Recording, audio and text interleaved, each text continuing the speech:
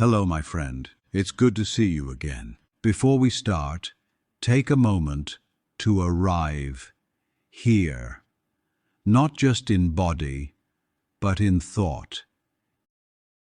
Inhale deeply through your nose, hold it just a second, and let it go, long and low, through your mouth. Feel the breath pull the edges of your mind back toward the center. Now we can begin. Why do we return to certain memories, even when they hurt to remember?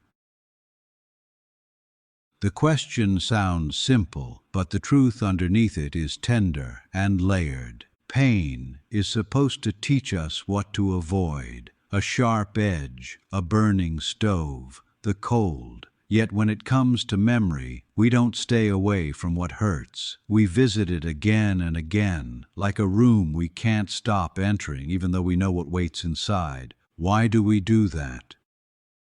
Why do we sit beside ghosts that have already told us their story? Maybe because memory is not just a record, it's a pulse. And some part of us, the part that still aches, keeps reaching for the heartbeat that once was. We don't return to pain because we love suffering. We return because, buried inside those moments, something important still lives, something unfinished, unspoken, or misunderstood. Sometimes the mind replays what the heart has not yet accepted. Think of a wound that scabs, but hasn't truly healed. You brush against it by accident, and it opens again, not to punish you, but to ask for attention. That's how memory works too. Pain that is remembered is pain that still seeks to be seen. We carry so many memories that feel like small fires, glowing, distant, but never fully out. A word someone said years ago that still stings. A goodbye that ended too early. A time when you stood silent instead of brave.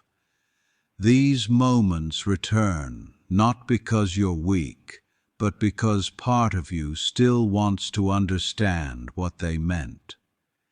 You visit them because they're unfinished conversations with yourself. And maybe that's how healing begins, not by forcing the past to disappear, but by finally sitting down with it long enough to listen. When we revisit painful memories, we often tell ourselves we're stuck, but there's a difference between rumination and reflection. Rumination circles the wound. Reflection walks through it. If you've ever replayed a scene from your past, you know how it shifts, depending on when you remember it. At first, it's sharp, full of color and ache. Later, it softens. Time adds new meaning, new context. You see things your younger self couldn't. You start to forgive, not because the pain was small, but because you've grown larger around it. Maybe that's why we return, not to relive the hurt, but to reclaim it from the person we were when it first happened.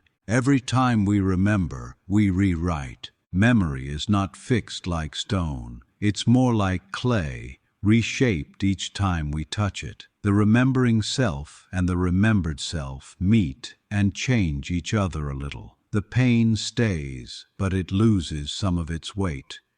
And yet, there's more to it. Sometimes we go back because even in pain there was beauty, a love that ended but was real, a time when life was raw and full. The memory hurts, but it also reminds us we once felt deeply, that we were alive enough to ache. Grief and gratitude often share the same address. You can feel both at once. It hurt to lose, but how lucky I was to have it. That's the strange duality of memory. It gives and it takes. It wounds and it heals. It keeps us tethered to what's gone, while teaching us how to cherish what remains. We also return because memory is identity. We are the sum of what we've experienced, not just the easy parts. To forget would be to erase pieces of who we are. Even the painful chapters shape our tenderness, our empathy, our strength. The scar teaches us where we've been cut, but also how we've closed. There's a quiet dignity in remembering, even when it stings. It means we haven't become numb. It means we still care about what happened, even if we wish it had gone differently. I once heard someone say that painful memories are the mind's way of keeping love alive when it has nowhere else to go. I think there's truth in that. We don't revisit what meant nothing. We revisit what mattered too much to let vanish without witness. Sometimes, though, we confuse remembering with holding on. We think we have to keep carrying the whole weight of the story to honor it. But memory doesn't ask that of us. It only asks to be acknowledged, to be felt once more, fully and honestly, and then allowed to rest. Letting a memory rest doesn't mean forgetting. It means you stop trying to rewrite what already happened. You stop fighting the echo, and you start listening to what it's teaching you now. Because every memory, even the painful ones, has two lives, the one it had then and the one it has now. You can't change the first, but you can choose how to live with the second. You can turn bitterness into understanding. You can turn regret into compassion. You can let the ache become the proof that you loved courageously, even if it ended in loss. We often fear remembering because we think pain will overwhelm us again. But pain remembered isn't the same as pain relived.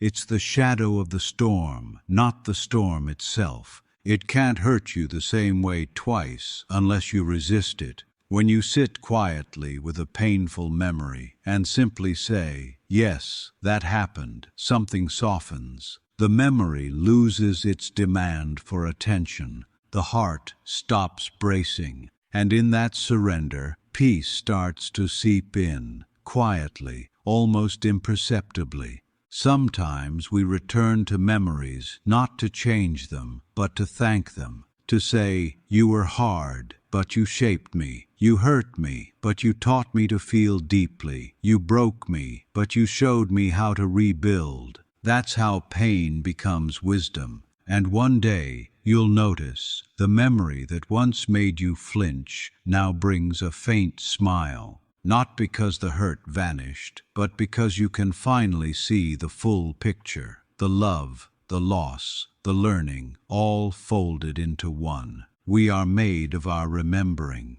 And the past doesn't disappear. It just learns to live quietly inside us, like a song you can hum without sadness. So if there's a memory you keep returning to, one that still stings when you touch it, maybe this time, don't turn away. Sit with it. Ask what it still wants you to know. Ask what it needs to rest. And when you're ready, breathe. Let the past stay the past. Let it soften, but not vanish. Let it remind you that even pain can carry beauty when held with open hands. Because the point was never to forget. The point was to learn to live without needing to. Thank you for being here, for giving yourself this moment to reflect. Stay gentle, stay curious, and stay kind. And if this question spoke to you, continue your journey with us on Yarven's Questions. More stories, more reflections, and more quiet truths are waiting for you. Take care, my friend. Until next time.